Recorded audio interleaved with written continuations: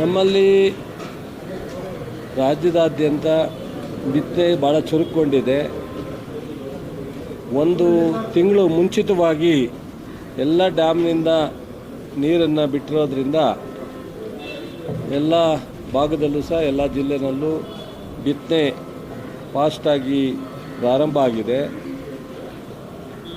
ಸ್ವಲ್ಪ ಜೋಳ, ಜವಾರ್, ಬೇರೆ ಬೆಳೆನ ಡೈವರ್ಟ್ ಆಗಿದ್ದಾರೆ. 2 ಲಕ್ಷ ಹೆಕ್ಟೇರ್ಸು ಹೆಚ್ಚು ಜೋಳ ಬೆಳೆಯುವಂಥ ಪ್ರದೇಶ ಆಗಿದೆ ಮೊದಲಿಗಿಂತ. ಮೊದಲೆಲ್ಲ 12 ಲಕ್ಷ ಹೆಕ್ಟೇರ್ಸ್ ಇತ್ತು, ಈಗ 15 ಲಕ್ಷ ಹೆಕ್ಟೇರ್ಸ್ ಆಗಿದೆ. ಆದರೆ ಕೇಂದ್ರದಿಂದ ಇವತ್ತೇನು ನಮಗೆ ಬರಬೇಕಾಗಿತ್ತೋ ವೀರ್ಯ ಕಡಿಮೆ ಆಗಿದೆ. ಮಾನ್ಯ ಮುಖ್ಯಮಂತ್ರಿಯವರು ನಾನು ಪತ್ರ ಬರೆದಿದ್ದೀನಿ. ಕೇಂದ್ರದ ಫರ್ಟಿಲೈಸರ್ ಸಚಿವರ ಹತ್ರ ಇಲಾಖೆಗೆ ನಿರಂತರವಾಗಿ ನಮ್ಮ ಅಧಿಕಾರಿಗಳು ಸಂಪರ್ಕದಲ್ಲಿದ್ದಾರೆ. ಮುಖ್ಯಮಂತ್ರಿಯವ್ರ ಕೈಲೂ ಪತ್ರ ಬರೆಸಿದ್ದೀನಿ. ಇವತ್ತು ಮುಖ್ಯಮಂತ್ರಿಯವರು ಕೇಂದ್ರಕ್ಕೆ ದೆಹಲಿಗೆ ಹೋಗೋದ್ರಿಂದ ಯೂರಿಯಾ ವಿಚಾರದಲ್ಲೂ ಸಹ ಮತ್ತೊಂದು ಪತ್ರವನ್ನು ಬರಿಬೇಕು ಅಂತೇಳಿ ರಿಕ್ವೆಸ್ಟ್ ಮಾಡಿ ನಾನು ಮುಖ್ಯಮಂತ್ರಿಯವ್ರ ಗಮನಕ್ಕೆ ತಂದಿದ್ದೀನಿ. ಕ್ಯಾಬಿನೆಟಲ್ಲಿ ಎಲ್ಲ ಸಚಿವರ ಮುಂದೆ ಇರ್ತಕ್ಕಂಥ ವಾಸ್ತವ ಸತ್ಯತೆ ಹೇಳಿದ್ದೀವಿ. ಆದರೆ ಇಷ್ಟೆಲ್ಲ ಒಂದು ತಿಂಗಳು ಬಿತ್ತನೆ ಅಡ್ವಾನ್ಸ್ ಆಗಿದೆ. ಮತ್ತೊಂದು 2 ಲಕ್ಷ ಜೋಳ ಏರಿಯಾ ಜಾಸ್ತಿ ಆಗಿದೆ. ಮೂರನೇ ಪ್ರಾಬ್ಲಮ್ಮು, ಜನರು ಸಹ ರೈತರು ಆಗಸ್ಟು ಸೆಪ್ಟೆಂಬರ್ನಲ್ಲಿ ಬೇಕಾಗ್ತಕ್ಕಂಥ ಗೊಬ್ಬರನೂ ನಿರೀಕ್ಷೆ ಮಾಡಿ ಇವತ್ತೇ ನಾಳೆ ಸಿಗುತ್ತೋ ಇಲ್ವೋ ಇವತ್ತೇ ತಗೊಳ್ಳೋಣ ಅನ್ನೋ ಒಂದು ಆತಂಕದಿಂದ ಕೆಲವು ಅಂಗಡಿಗಳ ಹತ್ರ ಅಥವಾ RSK ಹತ್ರ ಸೊಸೈಟಿಗಳ ಮುಂದೆ ಜನರು ಹೋಗ್ತಾ ಇದ್ದಾರೆ. ಇವೆಲ್ಲ ಕಾರಣದಿಂದ ಅವ್ರು ಸ್ವಲ್ಪ ಪರಿಸ್ಥಿತಿ ಹೀಗಿದೆ. ಬಟ್ ಆದರೆ ನಾವು ಒಂದು ಕಡೆ ಕೇಂದ್ರ ಸರ್ಕಾರಕ್ಕೆ ಹೆಚ್ಚು ಸಪ್ಲೈ ಮಾಡಬೇಕು ಅಂತೇಳಿ ನಮ್ಮ ರಾಜ್ಯ ಸರ್ಕಾರದಿಂದ ಅವರಿಗೆ ಪತ್ರ ಬರೆಯೋದು, ರಿಕ್ವೆಸ್ಟ್ ಮಾಡೋದು ಒಂದು ನಮ್ಮ ಜವಾಬ್ದಾರಿ, ನಾವು ಮಾಡ್ತಾಯಿದ್ದೀವಿ.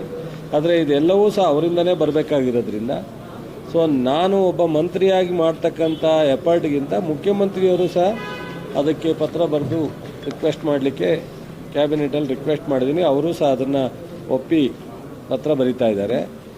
ಇದ್ರ ಜೊತೆಗೆ ನಮ್ಮ ಮಂತ್ರಿಗಳಿಗೆ, ನಮ್ಮ ಶಾಸಕರುಗಳಿಗೆ, ಸಂಘಟನೆಯವರಿಗೆ, ರೈತರಿಗೆ ನಾನು ರಿಕ್ವೆಸ್ಟ್ ಮಾಡೋದಂದರೆ ಶಕ್ತಿ ಮೀರಿ ಯಾವುದೇ ಗೊಂದಲ ಇಲ್ಲದೆ ಇವತ್ತೇನು ಕೊಡಬೇಕು, ಆಗಸ್ಟ್ ಏನು ಕೊಡಬೇಕು, ಸೆಪ್ಟೆಂಬರ್ ಏನು ಕೊಡಬೇಕು ನಾವು ಕೊಡ್ತೀವಿ.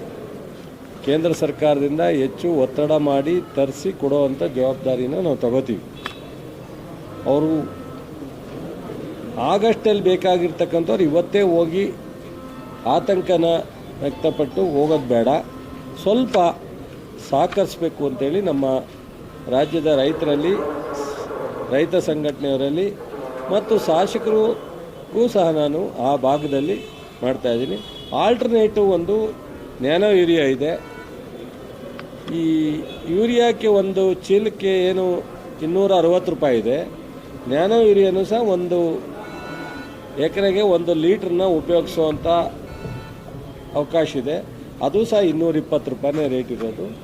ಅದನ್ನು ಈಗಾಗಲೇ ದೇಶಾದ್ಯಂತ ಟೆಸ್ಟ್ ಆಗಿರೋದ್ರಿಂದ ನೀವು ಅದನ್ನು ಉಪಯೋಗಿಸಿದ್ರು ಸಹ ಯೂರಿಯಾ ಎಷ್ಟು ಎಫೆಕ್ಟಿವ್ ಆಗಿರುತ್ತೋ ಅಷ್ಟೇ ಎಫೆಕ್ಟು ನ್ಯಾನೋ ಯೂರಿಯಾದಲ್ಲೂ ಇರುತ್ತೆ. ದಯಮಾಡಿ ನ್ಯಾನೋ ಯೂರಿಯಾಕ್ಕೂ ಸಹ ನೀವು ಒಂದು ಸ್ವಲ್ಪ ಕನ್ವರ್ಟ್ ಆದರೆ ಒಳ್ಳೆಯದಿದೆ. ದಯಮಾಡಿ ನಾವು ಇನ್ನೊಂದು 2-3 ದಿವಸದಲ್ಲಿ ಇನ್ನೇನೇನು ನಾವು ಎಫರ್ಟ್ ಹಾಕ್ಲಿಕ್ಕೆ ಸಾಧ್ಯನೋ ಕೇಂದ್ರ ಸರ್ಕಾರದ ಮೇಲೆ ಹಾಕ್ತಾಯಿದ್ದೀನಿ. ಬಟ್ ಅದ್ರ ಜೊತೆಗೆ ಯಾವುದೇ ಥರದ ಪ್ಯಾನಿಕ್ ಆಗೋ ಅವಶ್ಯಕತೆ ಇಲ್ಲ. ರೈತರು ಸ್ವಲ್ಪ ಅಲ್ಲಿಯ ಪರಿಸ್ಥಿತಿಯನ್ನು ಅನುಗುಣವಾಗಿ ನಾವು ಕೊಡ್ತಕ್ಕಂಥ ಸಪ್ಲೈ ಏನು ಕೇಂದ್ರ ಸರ್ಕಾರದಿಂದ ತರಿಸಿ ಸಪ್ಲೈ ಕೊಡ್ತೀವಿ ಅದನ್ನು ಹಂತವಾಗಿ ತಾವು ತಗೋಬೇಕು ಅಂತೇಳಿ ವಿನಂತಿ ಮಾಡ್ತೀನಿ. ನಮ್ಮ ಮಂತ್ರಿ ಸಹೋದ್ಯೋಗಿಗಳಿಗೆ ಎಲ್ರಿಗೂ ಸಹ ನಮ್ಮ ಸ್ಟಾಕ್ ಪರಿಸ್ಥಿತಿ, ಈಗ ವಿತರಣೆ ಆಗಿರ್ತಕ್ಕಂಥ ಪರಿಸ್ಥಿತಿನೇ ಎಲ್ಲನೂ ರೈಟಿಂಗಲ್ಲೂ ಕೊಟ್ಟಿದ್ದೀವಿ. ನಾನು ರಿಕ್ವೆಸ್ಟ್ ಮಾಡಿದ್ದೀನಿ. ಎಲ್ಲ ಜಿಲ್ಲೆಯಲ್ಲೂ ಸಹ ಅವರು ಸಹ ಇದನ್ನು ಗಮನಿಸಬೇಕು ಅಂತೇಳಿ ರಿಕ್ವೆಸ್ಟ್ ಮಾಡಿದ್ದೀನಿ. ನಮ್ಮ ಶಾಸಕ ಸ್ನೇಹಿತರಿಗೂ ಎಲ್ಲ ರಾಜ್ಯದ ರೈತರಿಗೂ ತಮ್ಮ ಮೂಲಕ ವಿನಂತಿ ಮಾಡಿದ್ದೀನಿ. ಈಗ ಇರ್ತಕ್ಕಂಥದ್ರಲ್ಲಿ ಏಪ್ರಿಲಿಂದ ಜುಲೈಗೆ 6,80,000 ಬೇಡಿಕೆ ಇದೆ. ಸೊ ಇವತ್ತಿಗೆ ನಾವು 6,55,000 ಮೆಟ್ರಿಕ್ ಟನ್ ಈಗ ಆಲ್ರೆಡಿ ಸೇಲ್ ಮಾಡಿದ್ದೀವಿ. ಎಲ್ಲ ಇದರಿಂದ ನಮ್ಮ ಹತ್ರ ಇನ್ನೂ 1,94,000 ಇದೆ. ಸೊ ಅದರಿಂದ ಸ್ವಲ್ಪ ಯಾರೂ ಸಹ ತುಂಬ ಆತಂಕಕ್ಕೆ ಒಳಗಾಗೋದು ಬೇಡ ಅಂತೇಳಿ ನನ್ನ ವಿನಂತಿ. 1,94,000 ಟನ್.